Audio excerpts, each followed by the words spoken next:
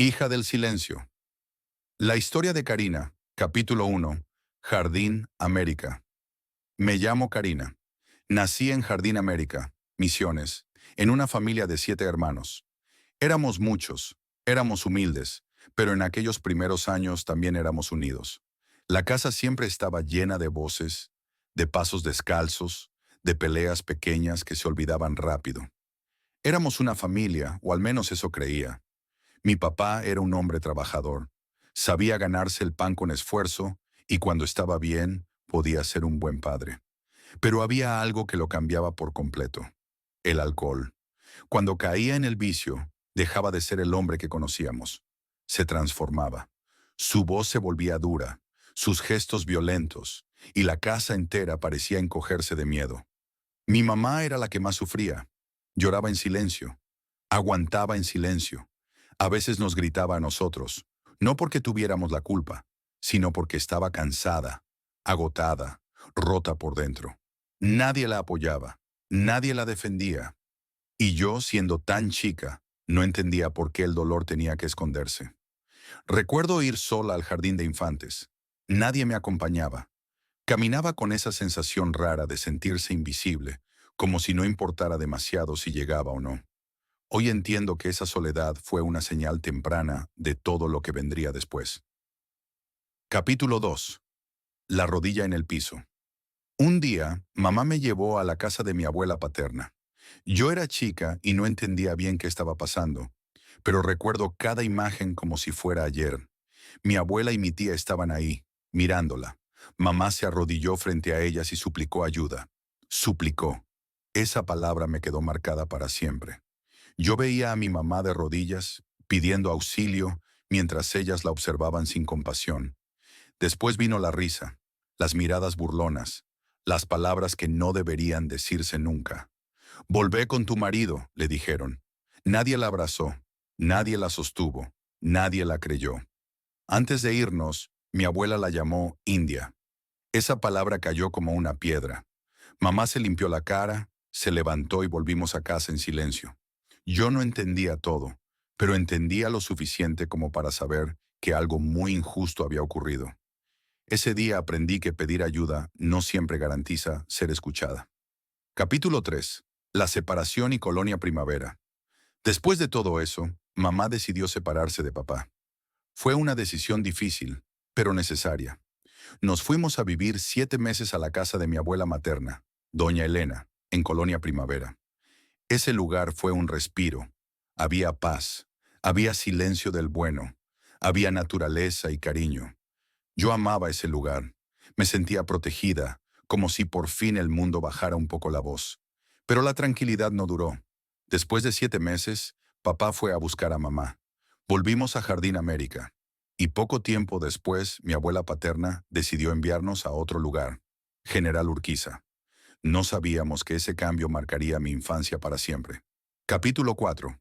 General Urquiza General. Urquiza era todo campo, lejos de todo.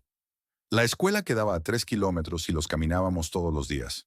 No teníamos heladera ni luz eléctrica.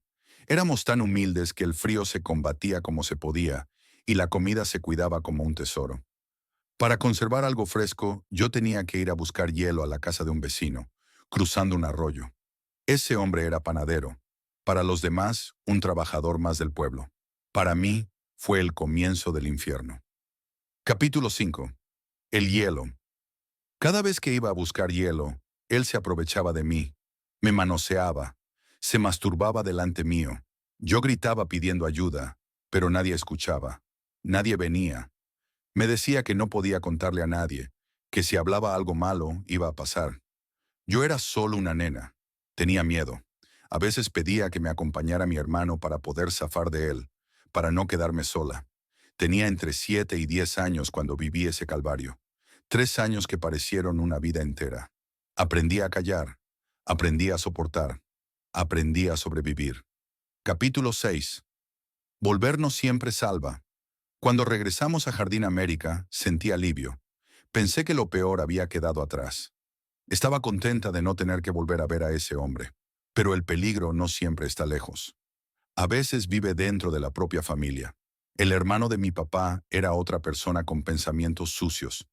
Yo iba a cuidar a mi bisabuela en bicicleta. Sabía que tenía que pasar rápido por su casa. Muy rápido. Él me esperaba desnudo.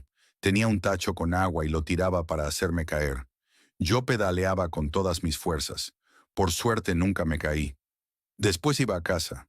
Se paraba al costado y se masturbaba. Así fue durante años, hasta que tuve 14. Capítulo 7. Nadie me creyó. Su familia lo defendía. La mamá de mi papá lo defendía. Decían que su hijo no era así, que yo inventaba cosas. Había testigos, pero no importaba. Nada valía la pena.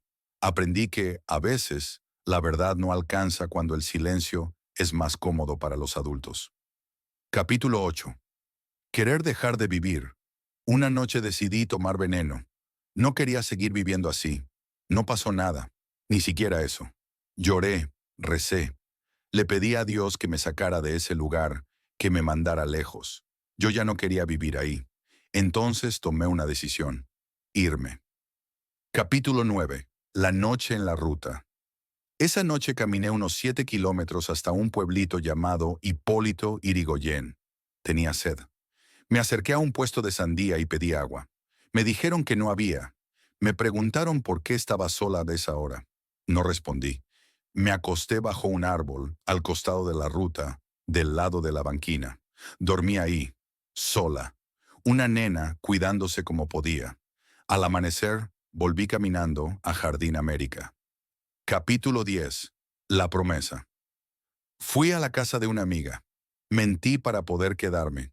Estuve más o menos una semana hasta que la policía me encontró. Les conté todo. No me tomaron declaración porque era menor. Ese día me juré algo. Yo iba a ser policía. Iba a ayudar a otras niñas. La policía me devolvió a mis padres. La gente decía que yo me había ido con un hombre. Mamá, para protegerme, decidió mandarme a Buenos Aires. Capítulo 11. Buenos Aires viajé 3 días en camión. El camión se rompió varias veces. El chofer era el marido de mi hermana. Llegué a Buenos Aires con 15 años. Vivía con mis tíos. Empecé a trabajar para una familia judía. Fueron muy buenos conmigo. Me cuidaron. Me enseñaron cosas buenas. Ahí volví a sentir algo parecido a la felicidad. Decidí terminar el secundario, aunque habían pasado muchos años. Capítulo 12. Sola, pero de pie. Cuando terminé el secundario, decidí entrar a la escuela de policía. El día que me recibí, estuve completamente sola. No había nadie de mi familia. Solo una compañera que me abrazó, lloró conmigo y me dijo: «Lo logramos». Ella sabía que no había nadie más. Me cambié en la compañía y volví a casa. No me tocó el destino que quería dentro de la policía, pero no perdí la esperanza. Capítulo 13. Madre. Hoy soy madre. Tuve muchos tropezones, pero acá estoy. Nunca hice terapia. Nunca fui al psicólogo. Pero estoy orgullosa de quién soy. Cuidar a mis hijos es mi prioridad. No voy a dejar que nadie les haga daño. En mi infancia otras compañeras pasaron por lo mismo que yo. Algunas hoy son docentes. Otras formaron su familia. Otras cayeron en el vicio. Me duele no haber podido ayudarlas. Pero yo también era una niña sin herramientas. Epílogo. Hija del silencio. Fui una niña que nadie escuchó. Hoy soy una mujer que habla. Esta es mi historia. No para dar lástima, sino para que el silencio deje de ganar.